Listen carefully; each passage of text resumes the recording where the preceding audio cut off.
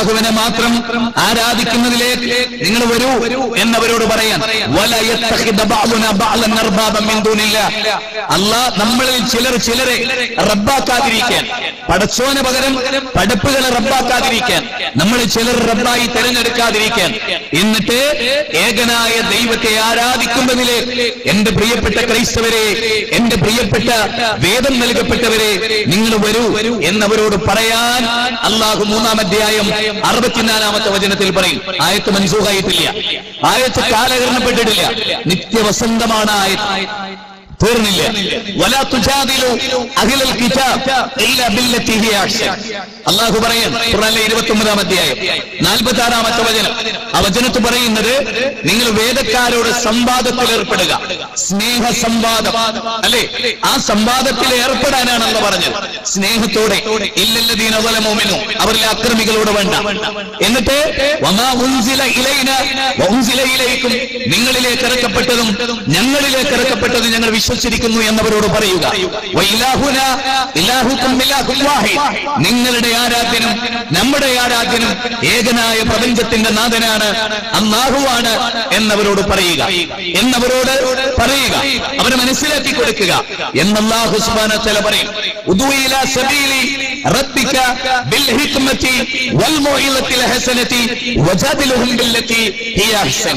നിങ്ങൾ ഉദൂ ഇലാ സബീലി റബ്ബിക, നിന്റെ റബ്ബിന്റെ മാർഗത്തിലേക്ക്, തൗഹീദിലേക്ക്, ഏകത്വത്തിലേക്ക്, വഹ്ദാനിയത്തിലേക്ക് നിങ്ങൾ മാനവ സമൂഹത്തെ ക്ഷണിക്കണം എന്ന് അല്ലാഹു സുബ്ഹാനഹു വ തആല നമ്മളോട് പറയും. എങ്ങനെ? സദുപദേശത്തോടെ, ചിന്താബന്ധുരമായി, അവരുടെ നൂറ്റാണ്ടുകളായി, സഹസ്രാബ്ദങ്ങളായി ലോകത്ത് കൈമാറി വന്ന അന്ധവിശ്വാസങ്ങളുടെ ഭണ്ഡാരങ്ങളിൽ നിന്ന് അതിൽ അള്ളിപ്പിടിച്ചവരുടെ മനസ്സുകളെ സ്നേഹനിർഭരമായ പ്രമാണങ്ങളുടെ ചരടിൽ കോർത്തിണക്കി അവരെ തിരിച്ചു കൊണ്ടുവരാൻ അല്ലാഹു നമ്മളോട് ആവശ്യപ്പെടുകയാണ്. ഈ പണി എവിടെ? ഈ ദൗത്യം എവിടെ? മുസ്ലിം സമുദായത്തിന്റെ ഈ അവസ്ഥാവിശേഷം എവിടെ? ഇത് ഗൗരവമായ പഠനങ്ങൾക്ക് വരേണ്ടതാണ്. നമ്മുടെ എനർജി, നമ്മുടെ ആരോഗ്യം, നമ്മുടെ ആയുസ്, നമ്മുടെ നോട്ടീസുകൾ, നമ്മുടെ ബോർഡുകൾ, അതൊന്നും ഒരു നശീകരണമാകാൻ പാടില്ല.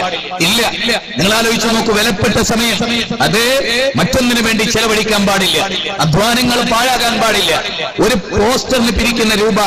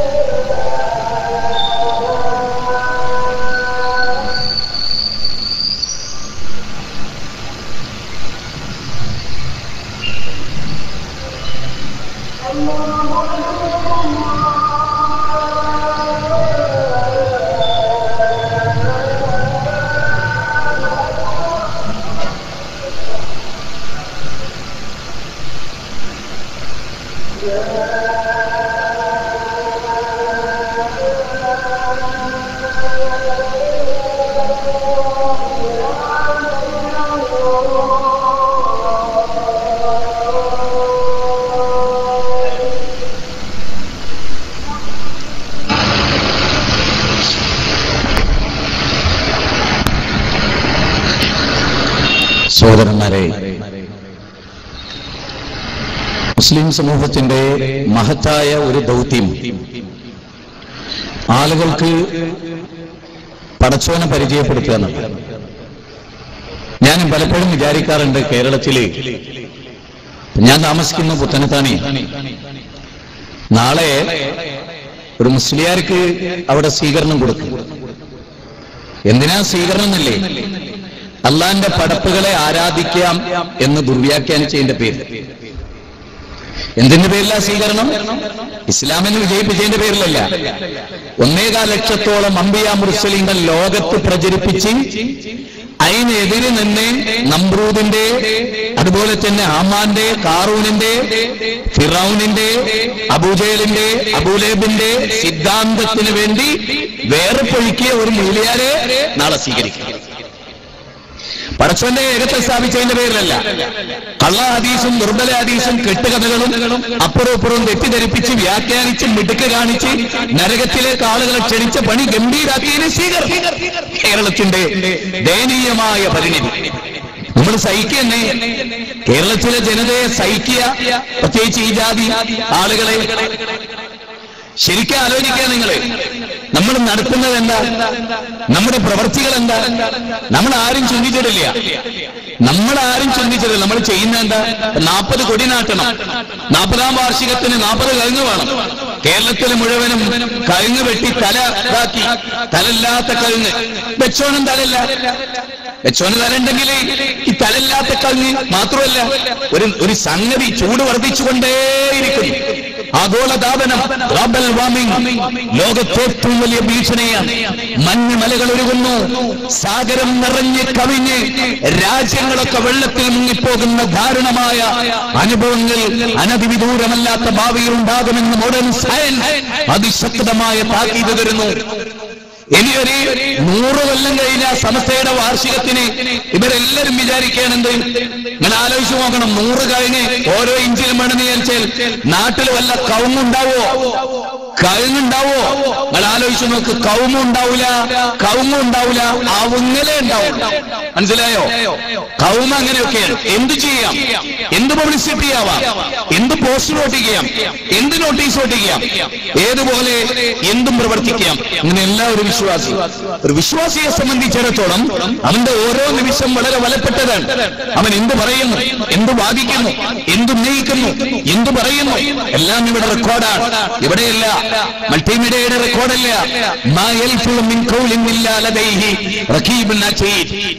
പടച്ചോന്റെ മലക്കുകൾ, അല്ലാഹു ഉത്തരവാദിത്വം ഏൽപ്പിച്ചവർ, കിറാമൻ കാത്തിബീൻ, മാന്യന്മാരായ എഴുത്തുകാർ. അത് സൂചിപ്പിക്കുന്നുണ്ട് പടച്ച തമ്പുരാൻ. അതെ, ഇദസ്സമാഉ ഫതറത് വൈദൽ കവാകിബു ഇൻതസറത് വൈദൽ ബിഹാറു ഫുജിറത് വൈദൽ ഖുദൂറു ബുഅസിറത് അലിമത് നഫ്സും മാ ഖദ്ദമത് വഅഖറത് യാ അയ്യുഹൽ ഇൻസാൻ മാ ഗറക ബിറബ്ബിക്കൽ കരീം അല്ലദീ ഖലഖക ഫസവ്വാക ഫഅദലക ഫീ അയ്യി സൂറത്തിൻ മാ ശാഅ റകബക എന്ന് അങ്ങനെ തുടങ്ങി അല്ലാഹു പറയാണ്, മാന്യന്മാരായ മലക്കുകൾ അവരിതൊക്കെ രേഖപ്പെടുത്തുന്നുണ്ട്. അതുകൊണ്ട് തന്നെ ഏതൊരു മുസ്ലിമിന്റെ ചലനവും ഇവിടെ റെക്കോർഡാണ്. വനുഖ്രിജു ലഹു യൗമൽ ഖിയാമത്തി കിതാബൻ യൽഖാഹു മൻശൂറാ ഇഖ്റ കിതാബക കഫാ ബിനഫ്സിക യൗമ അലൈക ഹസീബാ. ഒരു ഗ്രന്ഥം 17 അധ്യായം 13-14 വചനങ്ങൾ 82 മുതൽ 19 വരെയുള്ള വചനം എല്ലാത്തിലും പരിശോധിച്ചാൽ കാണാം. ആ കിതാബ് കയ്യിൽ തരും. എല്ലാവരുടെയും എല്ലാ മനുഷ്യരുടെ കയ്യിലും അവരുടെ ചെയ്തികൾ, അവരുടെ പ്രവർത്തനങ്ങൾ, അവരുടെ വിശ്വാസത്തിന്റെ രാഹിത്യതകൾ, അവരുടെ അന്ധവിശ്വാസത്തിന്റെ തോതുകൾ, അവർ നടത്തിയ വിശുദ്ധ ഖുർആനിന്റെ വ്യാഖ്യാനങ്ങൾ, ദുർവ്യാഖ്യാനങ്ങൾ, അവർ ഹദീസിൽ നടത്തിയ കൃത്രിമത്വങ്ങൾ, പാവപ്പെട്ടവരെ വഞ്ചിച്ചത്, ഇതെല്ലാം രേഖപ്പെടുത്തുന്ന ഒരു ലോകം. അവിടെ ആ കിതാബ് തരും. അന്ന് നീ നിന്റെ കിതാബ് വായിക്കും. അന്ന് നിനക്ക് പറയേണ്ടി വരും, മാലി ഹാദിൽ കിതാബ് ലാ യുഗാദിറു സഗീറതൻ വലാ കബീറതൻ ഇല്ലാ അഹ്സാഹാ. 18 അധ്യായം 49 വചനമാണ്. എന്തൊരു കിതാബാ റബ്ബേ ഇത്! ഞാൻ ദുർവ്യാഖ്യാനിക്കാൻ വേണ്ടി കിതാബ് വരുതിയത്, ഹദീസ് ദുർവ്യാഖ്യാനിച്ചത്, നിന്റെ പേരിൽ കള്ളം പറഞ്ഞത്, നീ തെളിവില്ലെന്ന് പറഞ്ഞ കാര്യത്തിന് ഞാൻ തെളിവുണ്ടാക്കിയത്, ഇത് അല്ലല്ലാത്തോരെ വിളിച്ചു പ്രാർത്ഥിക്കാൻ ലാ ബുർഹാന ലഹു ബിഹി, അവർക്ക് യാതൊരു തെളിവുമില്ല എന്ന് ആകാശഭൂമികളുടെ തമ്പുരാൻ. വക്കം മൗലവിയല്ല, കെ എം മൗലവിയല്ല, MCC അല്ല, NV അബ്ദുസ്സലാം മൗലവിയല്ല, ഉമർ മൗലവിയല്ല, സയ്യിദ് മൗലവിയല്ല, വട്ടം അബ്ദുൽ ഹാജിയല്ല, മുഹമ്മദ് അബ്ദുറഹ്മാൻ സാഹിബല്ല, ഈ മൊയ്ൽ മൗലവിയല്ല, ഞങ്ങളല്ല. ആകാശഭൂമികളുടെ തമ്പുരാൻ ഒരു വാദപ്രതിവാദവും ജയിക്കില്ല നിങ്ങൾ. കാരണം അള്ള പറയുന്നു ലാ ബുർഹാന ലഹു ബിഹി. അതാണ് 23 അധ്യായം 117 വചനമാണ്. അല്ലയല്ലാത്തവരെ വിളിച്ചു പ്രാർത്ഥിക്കാൻ അല്ല പറയാൻ ലാ ബുർഹാന ലഹു ബിഹി, അവർക്ക് യാതൊരു തെളിവുമില്ല. എത്ര ആയത്തുകൾ ധരിച്ചാലും, എത്ര ഹദീസുകൾ ധരിച്ചാലും അതൊക്കെ നിങ്ങളുടെ ദുർവ്യാഖ്യാനമാണ്. ആകാശഭൂമികളുടെ തമ്പുരാന്റെ വാക്കിന്റെ മുമ്പിൽ അത് നിഷ്പ്രഭമാണ്. ചീട്ടുകൊട്ടാരത്തെ പോലെ തകർന്ന് തരിപ്പണമായി പോവും. സാഗരത്തിന്റെ ഓരങ്ങളിൽ കൈവിരലുകൾ കൊണ്ട് പേര് വരച്ച് അതിന് തിരമാലകൾ മാച്ചു പോകുന്ന പോലെ ഖുർആനിന്റെ കൃത്യമായ വ്യാഖ്യാനങ്ങളും സഹിയായ ഹദീസുകളും സലഫുകളുടെ ചരിത്രങ്ങളും പ്രവാചകന്മാരുടെ ചരിത്രവും അവരുടെ ജീവിതത്തിന്റെ രേഖയും നിങ്ങൾ ഉന്നയിക്കുന്ന മുഴുവൻ വാദമുഖങ്ങളും തകർത്തു തരിപ്പണമാക്കും. ശിർക്ക് ചെയ്യിപ്പിച്ചതിന്, ശിർക്കിന് വേണ്ടി ആയത്ത് ദുർവ്യാഖ്യാനിച്ചതിന്, ഹദീസുകൾ കോട്ടിമാറ്റിയതിന്, ഷിയാക്കളുടെ സൈറ്റിൽ കയറി കൃത്രിമമായ ഹദീസുകൾ ഗവേഷണം ചെയ്തതിന് നാളെ വരും നിങ്ങൾ. അവിടെ നിങ്ങൾക്ക് സ്വീകരണമില്ല. അവിടെ നിങ്ങൾ തോറ്റുപോകും. അവിടെ നിങ്ങളുടെ മുഖങ്ങൾ വിവരണമാകും. അവിടെ നിങ്ങൾ അന്തിച്ചു പോകും. അവിടെ നിങ്ങളുടെ ശബ്ദമുയരാതെ പോകും. അവിടെ നിങ്ങൾക്ക് വോയിസ് ഇല്ലാതെ പോകും. അവിടെ നിങ്ങൾക്ക് മിണ്ടാൻ കഴിയില്ല എന്ന വസ്തുത ഒരു താക്കീതെന്ന നിലയ്ക്ക് അത് സ്വീകരിക്കുന്നവരോട്, അതിന് നോട്ടീസ് ഒട്ടിച്ചവരോട്, അതിന് പോസ്റ്റർ എഴുതിയവരോട്, അതിന് പണം പിരിച്ചവരോട്, അതിനുവേണ്ടി പണിയെടുത്തവരോട്, അതിനുവേണ്ടി സ്റ്റേജ് കെട്ടിയവരോട്, അതിനുവേണ്ടി ഉസ്താദിന് ഭക്ഷണം ഒരുക്കിയവരോട് നിങ്ങൾ എന്ത് പണി ചെയ്യുന്നു എന്നതിനെ കുറിച്ച് നിങ്ങൾ ആലോചിക്കണം. അള്ളാഹുവിന്റെ ഏകത്വത്തിനെതിരായി ശിർക്ക് സ്ഥാപിക്കാൻ മെനക്കെട്ട ഒരു പുരോഹിതനെ സ്വീകരിക്കുന്നവരെ നിങ്ങളുടെ പതനം അതൊരു വലിയ പതനമാണ്. അത് നിങ്ങൾക്കിപ്പോൾ തിരിച്ചറിയില്ല. വലിയ ഗമയായിരിക്കും. ഖാറൂനിന്റെ എഴുന്നള്ളത്തുകൾ, ഹാമാൻ